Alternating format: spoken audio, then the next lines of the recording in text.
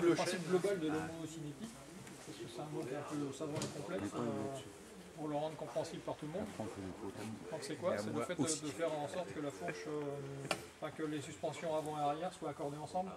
Non, non, c'est que les roues avancent à la même sur vitesse. une voiture,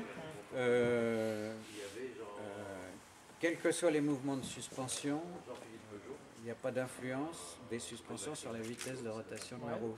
Vous regardez ça? C'est-à-dire qu'avec une voiture à cardan homocinétique, d'ailleurs maintenant elles les ont toutes depuis 50 ans, à partir du moment où on a monté des cardans homocinétiques, alors au début on a fait des cardans homocinétiques parce qu'il y avait un croisillon à chaque bout de l'arbre, du cardan, et qui était à 90 degrés l'un par rapport à l'autre. Enfin, du moins, qui était, au lieu d'être comme ça, ils étaient comme ça, les cardans. Voilà. Et ça permettait à la roue de toujours tourner à la même vitesse.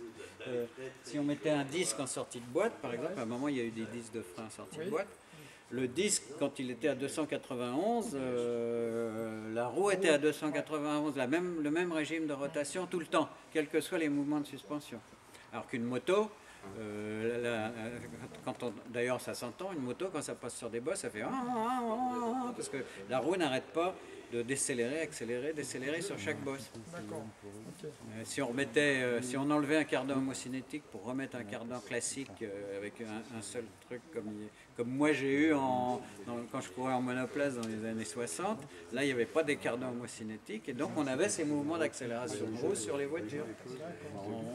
On enlèverait ça sur une F1, on perdrait tout le tour. Donc ça, c'est principalement c'est sur la roue arrière, sur la roue motrice. Oui, c'est sur la roue motrice, mais c'est aussi au freinage.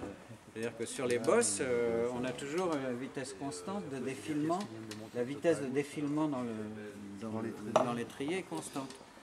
Alors que sur une fourche, je comprends pas au freinage, parce que sur une fourche télescopique, tout le reste c'est indépendant de la roue avec le disque qui est de toute façon. Mais c'est fixe. Ouais, justement, alors quand la roue recule, pouf, il y a accélération de la roue, donc il y a accélération dans la pince. C'est énorme. Hein. Sur une Formule 1, on calcule au 10 microns près pour pas qu'il y ait de variation homocinétique. Sur une moto, on est à 40 mm. Ah oui, d'accord. Ok, enfin, 40 mm, pas vraiment, parce que quand on est freinage sur les bosses, on ne joue pas sur toute la suspension. Enfin bon, il reste 10 mm. Sur 15 mm. 10-15. 15 mm, c'est énorme. Donc c'est au niveau du pilotage où ça se passe? C'est gommé aujourd'hui? Là, c'est zéro. Les points de fixation de ce qui commande le mouvement, parce que ça bouge, hein, ça tourne par rapport à... En fait, ça se déplace de ce qu'il faut pour que la vitesse de défilement du disque soit identique. Vous soyez là, c'est ça qui compense voilà, c'est ça. Et il faut que le mouvement de frein compense la vitesse de la roue.